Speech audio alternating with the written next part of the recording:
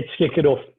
Welcome everybody to this tasting. I'm super excited to be able to do this, to actually have a look at a little bit more serious look at 4 different wineries that we work with. I personally didn't give you the lineup because I thought it might be quite fun just to have a smell and a taste of all these wines, and then tell you what they are, and then take a bit of a more careful look. So if you're taking a sniff of the wines, what I was saying to everybody earlier on, it's really interesting how stable these wines are, that they're presenting really typically as they're presented at 12 o'clock today when I was decanting everything.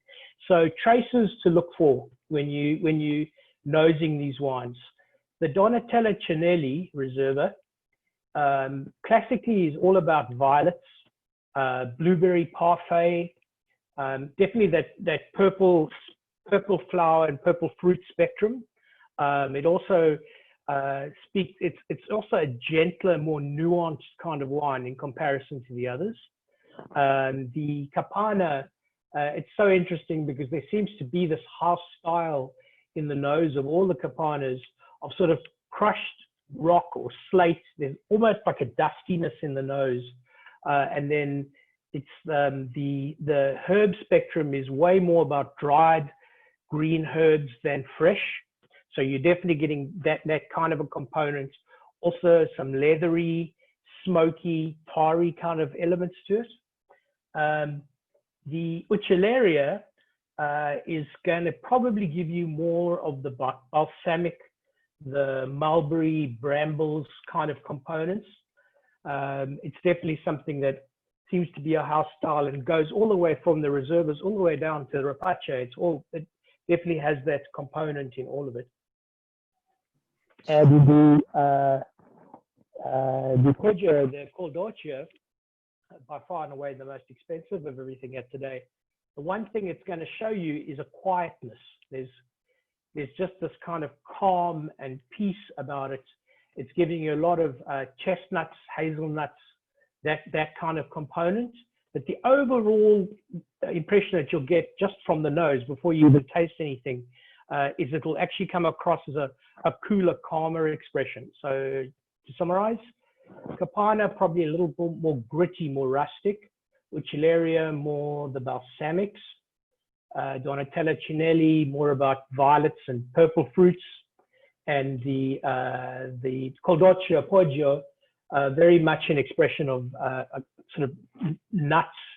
Again balsamic, but just so sleek and sexy in terms of the nose.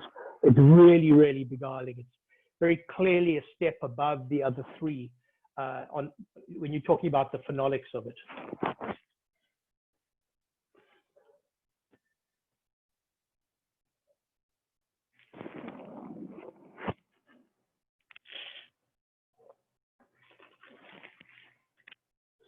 I'm just going to see if I can get my share screen to work. I want to give you guys just some geographical background before we talk a little bit about each one in particular. So let's see how my attempts go at getting this right.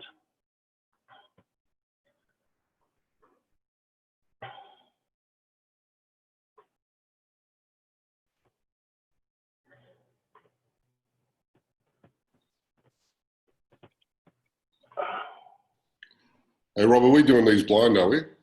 Yeah. Okay. Let me just share screen.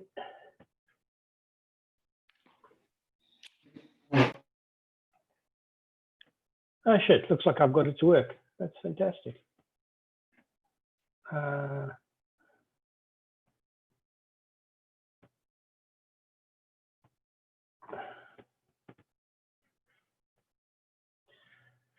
1 second.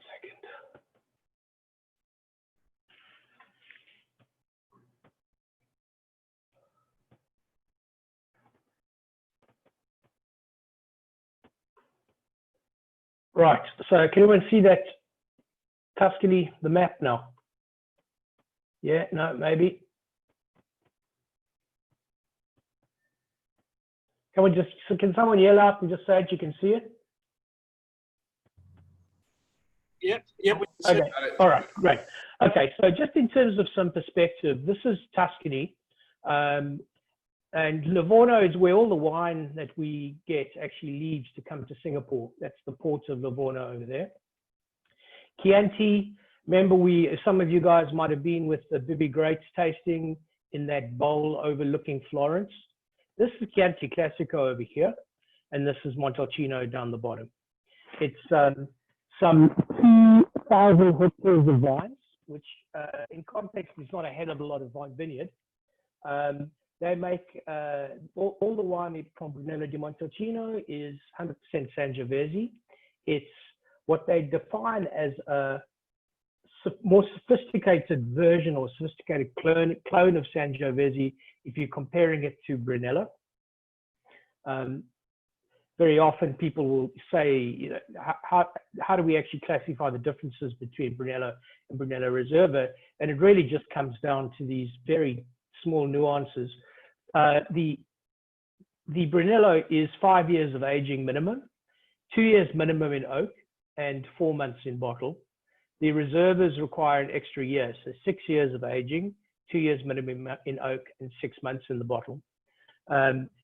Of course, it comes only in declared vintages. So, for example, you can always tell the overall performance of a Brunello vintage whether they declare that they're making reservas. So, in 14, for example, no Brunello reservas were made. It was all just normal Brunello, and in some instances, people didn't declare a vintage at all. In 11, there were very little examples of Reserva. Far more Reserva was declared in 12. You have a look here, very few in the timeline for 2011.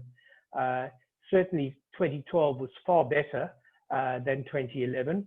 Both these vintages and the 14 will probably be remembered as being hotter vintages by comparison to 2013. Certainly 2013 was a cooler expression on either side. I didn't actually do the research on 15 for you, but I dare say that it's way more closely aligned to 2013 than it is to 14 in terms of the coolness of the temperatures.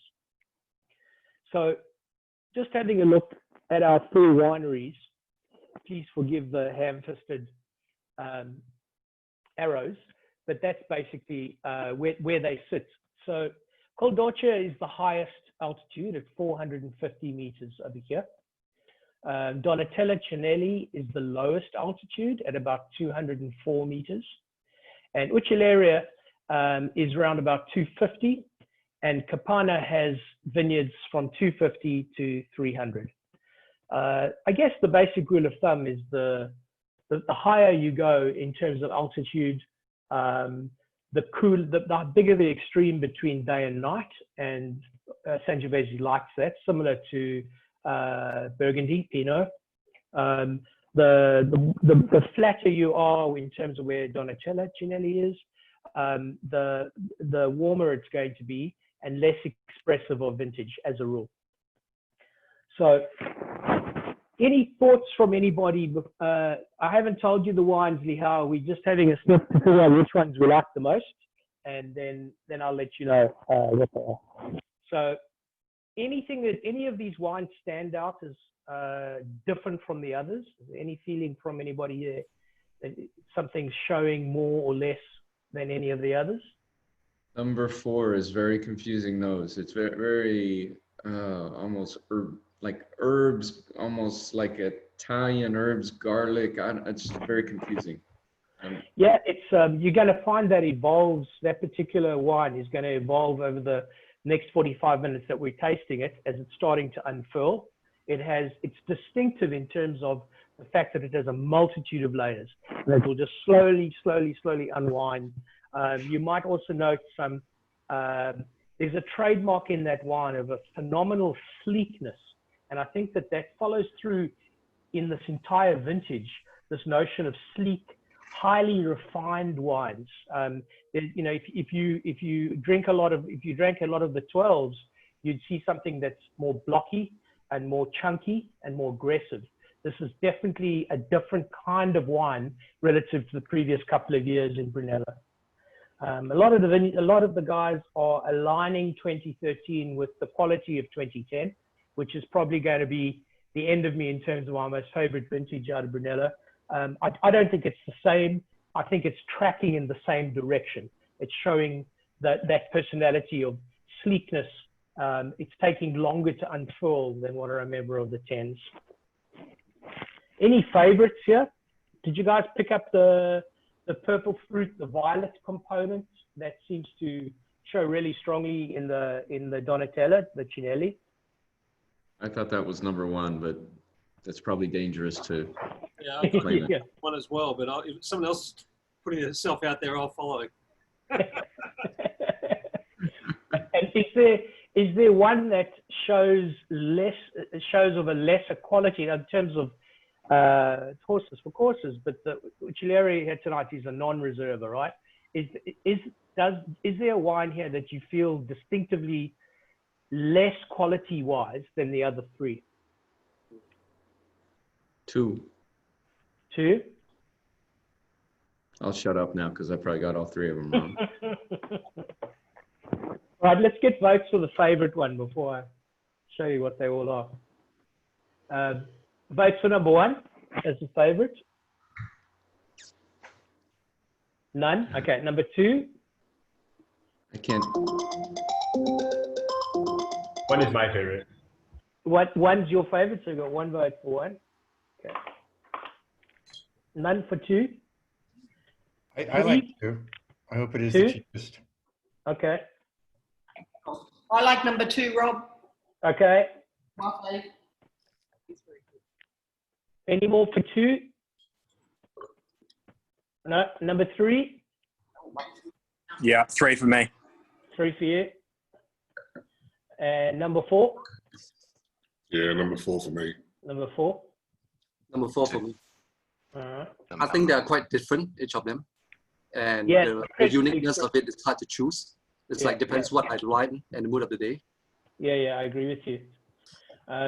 So it looks like a bit of a tie between 2 and 4. So 4. it's a 4. Okay. My wife is 2, I'm 4. Okay. You guys are like that the last time, if I remember. That's excellent. All right. So the Col d'Orcio is number 4, the Poggio Vento.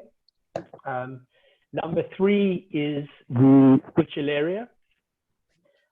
So in terms of ratings, I'll put that ratings thing up a little bit later, but the Poggio Vento number 4 is 96 from Wine Advocate.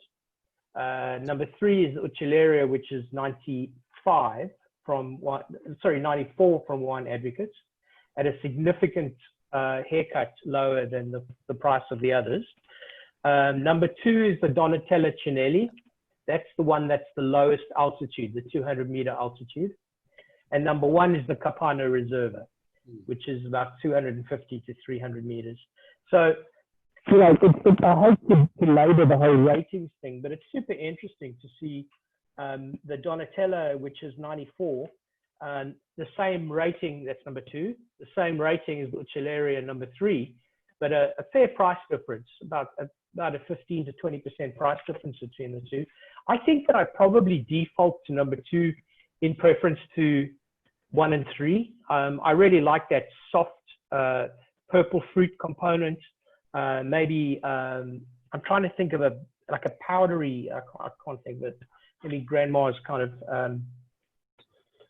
dried flowers kind of thing. Potpourri. That's the thing I'm thinking of. Definitely shows that. Can you just go through which one's which again? Sorry. Number 1 is Capanna. Number 1 is Capanna. Yeah. Capanna, yeah. So this is the one that for me, 6,500 case production, kind of rustic and broad. This notion of dustiness, going back to it, and ripe cherry is another marker for this particular style of wine. I'm certainly getting the dustiness and the dry herbs on the nose. And if you taste it in comparison to number 2, the Cinelli for me just has more oiliness to it, more sort of viscous kind of components. It's less drying on the palate, certainly. Yeah, it's a little softer in the mid to back palate. It's a little bit lighter, a bit more nuanced, and it seems to trend. I've always kind of preferred Cinelli to Capanna, but there's been moments when this Capanna Reserva really jumps out at you, and that's particularly when you eat it. If you're having any kind of beef protein or pork or that kind of thing, it just needs a little bit of fat to actually kind of kick it off, whereas the Cinelli is something that you could just drink on its own without too much fuss.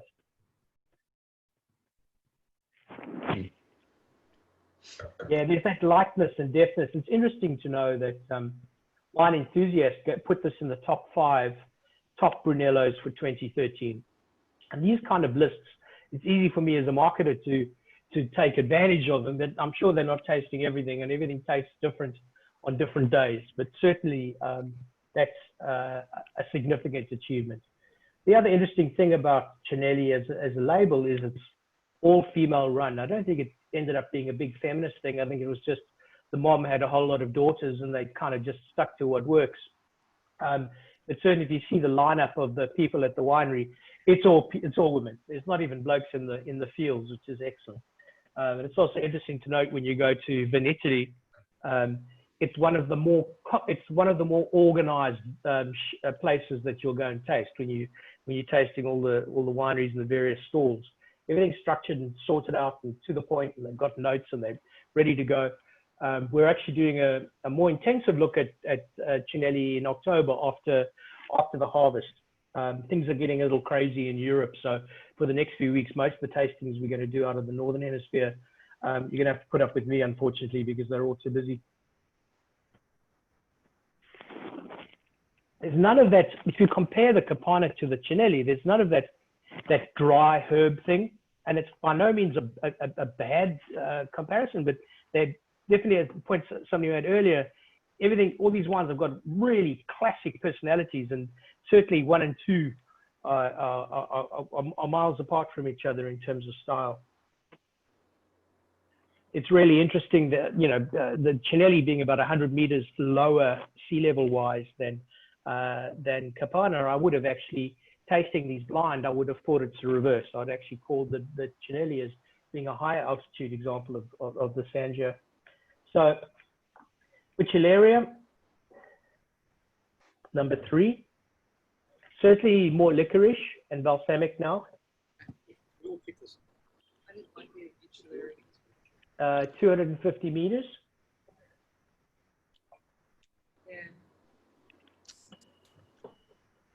Robert, sorry, which one is number 3? Uccelliera.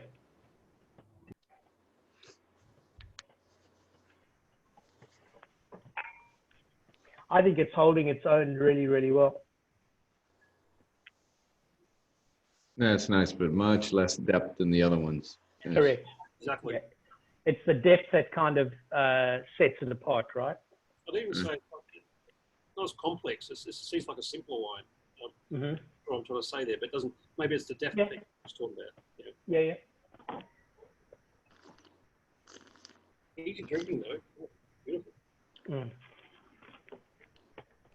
He gets the prize for the most difficult place to find in all of Italy. I think it took us a day and a half to eventually find the joint. It's worth it though.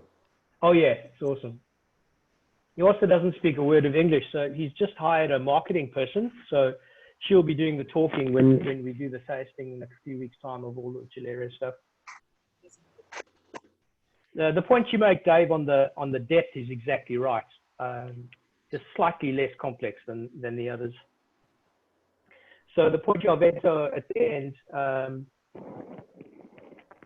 almost double the height in terms of altitude. So you're getting the most extreme temperature variances of day and night.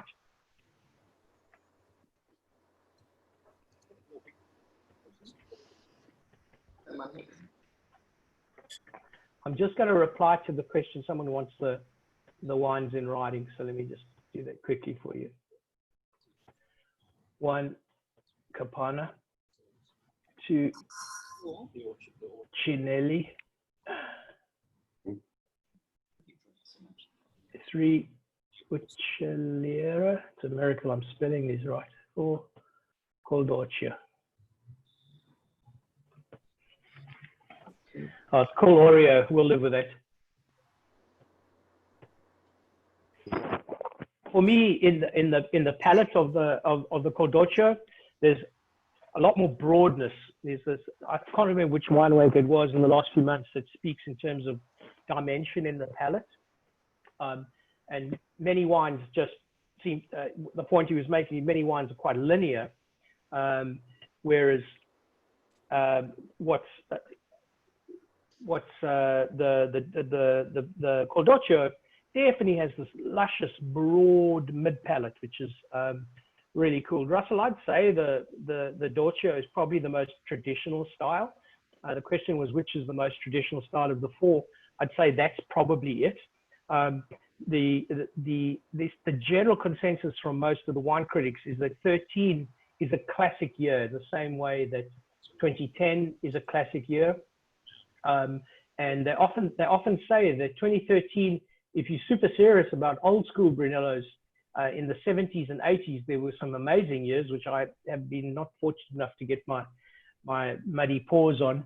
But they say that for people who are super interested in back vintage, 13 is even as classic as that. And there's been a lot of water under the bridge in Italy since the 1970s when it comes to wine making and the approach to wine.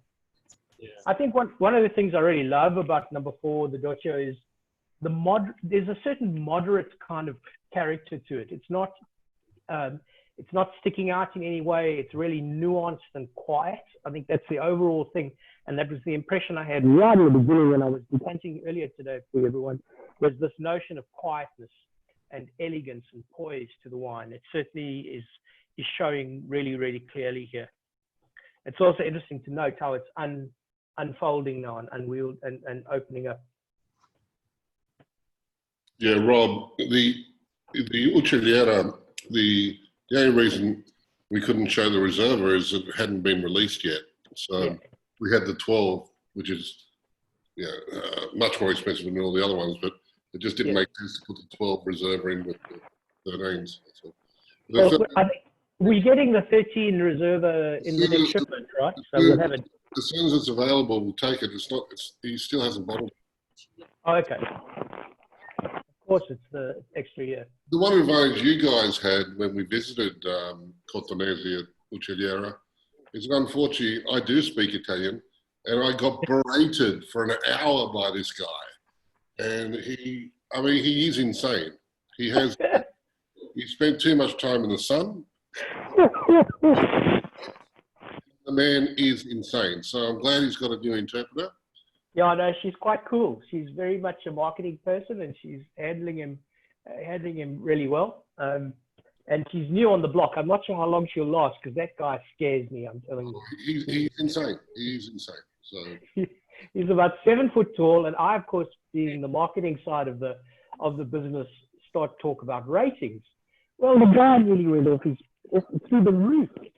He's got a real axe to grind with the critics.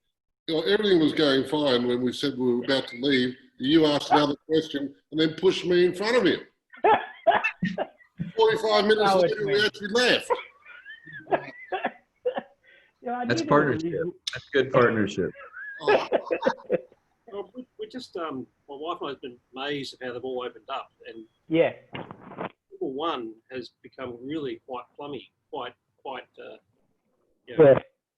kind of like a salty plum, like a hoisin or something. Yeah, but of all of them, the number 4 it's grown for us.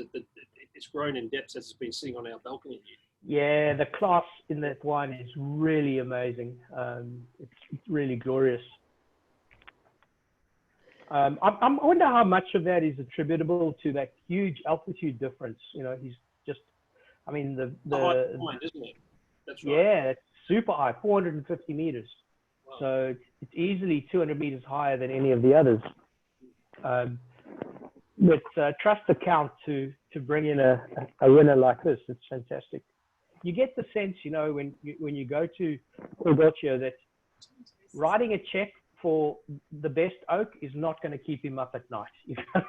You kind of have this feeling that whatever the winery needs, the winery gets. And it's a great way to make wine, I'm sure, because not everybody has that. It's really this nuance.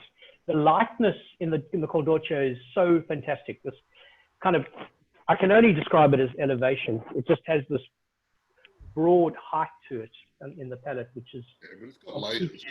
Yeah, It's got layers as you work through it.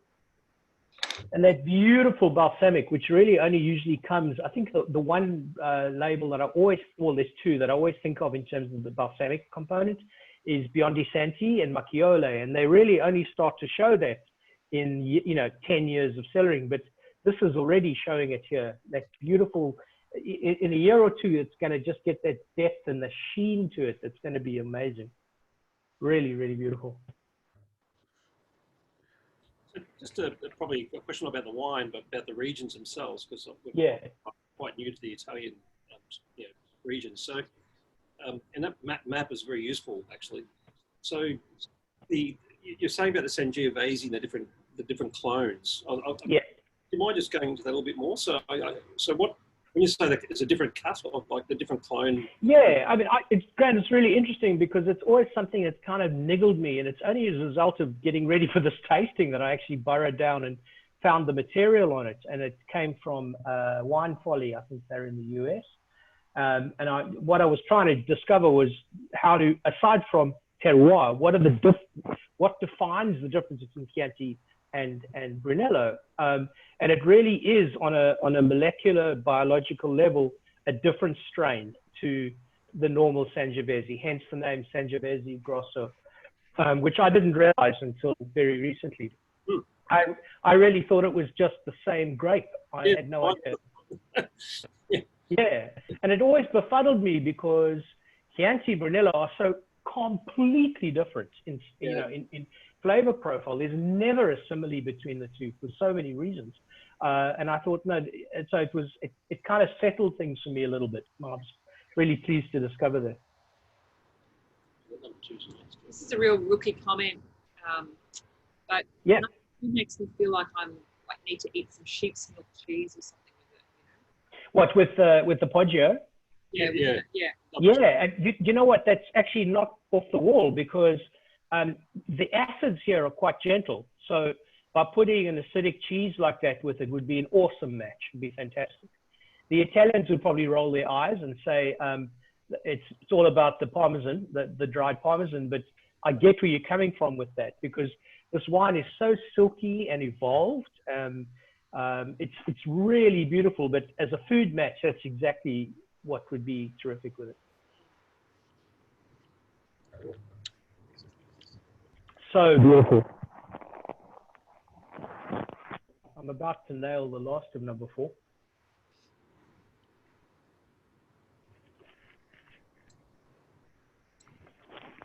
So Lou, did our mates at Uccelliera, they declared a 12 Reserva and a 10, did they?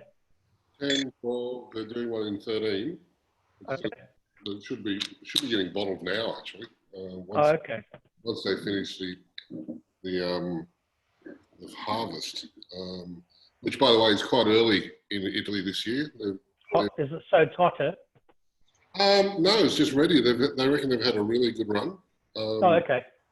They had some thunderstorms and hailstorms up north, which was a problem. Tuscany's had an absolutely dream run. Excellent.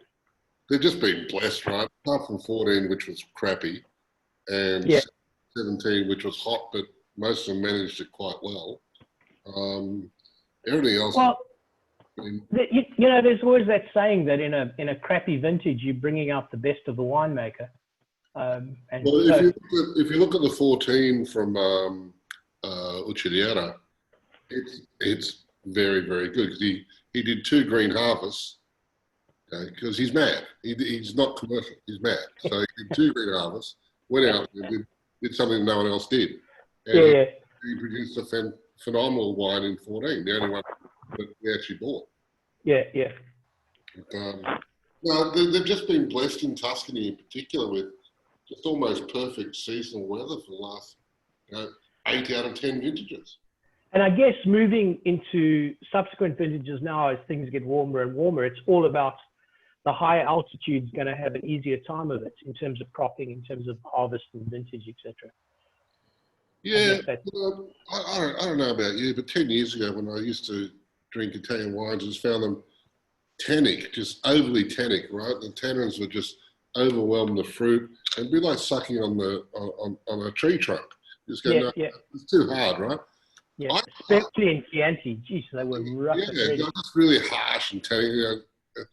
I got a feeling that for Italians in particular, this extra sunshine has been a real boom for they've allowed the Sangiovese to get riper, and so the tannins become less aggressive, and it becomes much more approachable. That's well, I don't think it's the winemaking approach that's changed. I really don't, because they're very traditional, right? You talk to any of them, as we know, and you say, "Would you like to do something different?" And I'll show you the door. Yeah, right? It's not like the divergence in styles in Barolo, where you get the Wilde New Wave and the old school. Everybody makes Brunello in the same. Well, that's my sense anyway, that they all make it definitely the same time-honored they're very proud of their traditions, right? So Brunello di Montalcino in particular is not a place to go and experiment. It's not. Yeah, it's sort of. I mean, the oak is so gentle and nuanced. I think it's 20,000 liter. Those I can't remember. Humongous and neutral oak. So it's doing is adding structure, but none of the tannic nonsense that you get out of the other part. The barrels at Dolce and Capanna were over 30 years old, and they were twice my height, right? And I'm 6'3". So So how is there some poor battling student on his vacation climbing into those things and scraping them every vintage? I guess. Literally could live in them. They're enormous. I guess. I've never thought about that because, in Australia, they burn them to recycle them for the next vintage. They actually literally fire them. And in fact, I think in France, it's the same. They in order to rejuvenate the oak barrels, there's some fairly heavy intervention into the oak itself. Yeah, that's because they want an oak effect. But the Italians, especially in Brunello, don't want an oak effect. They want to let the fruit speak. Let the fruit shine through. That's what I'm saying. I think because the fruit is much riper these days, us with Western palates are finding it much more approachable than we ever had before. Yeah. It's the riper fruit, I think, that's made the difference. Would they actually clean out the barrels? Well, they'd have to die because there'd be all kinds of muck left behind. All the tartrates have to get cleaned out. So. But what I meant was a sort of a rudimentary cleaning rather than because surely over time as well, the whole thing gets kind of, tempered or, poured or however you'd like to describe something that's used time and time again for the same thing. Yeah. I don't know if that's a thing. But... Well, I do know that, like, when you open a barrel after a year, the stuff that comes out first, geez, you don't ever want to drink that. It's kind of scary. It might be one of those sciences that it's best I don't know. I just drink the stuff, but I do think there'll definitely be some organic reaction to the wood, but maybe, as Lou says, after 30 years of seasoning, it becomes a different kind of. It's way less organic at that point.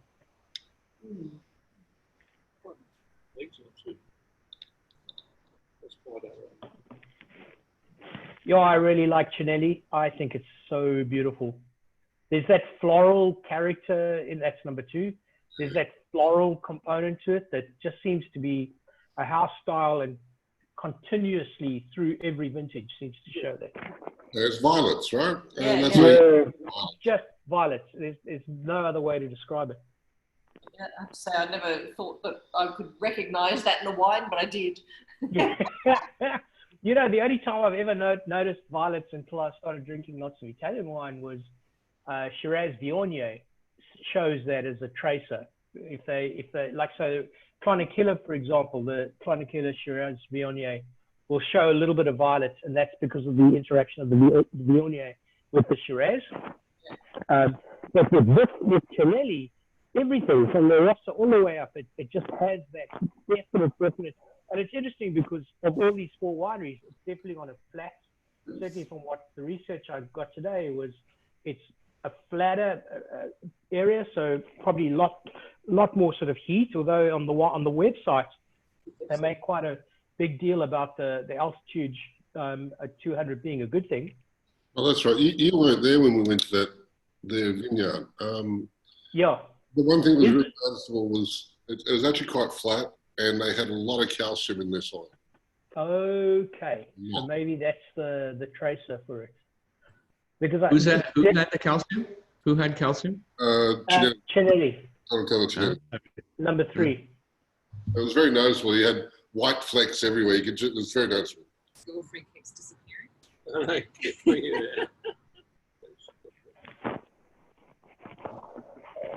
And then this is like his hand.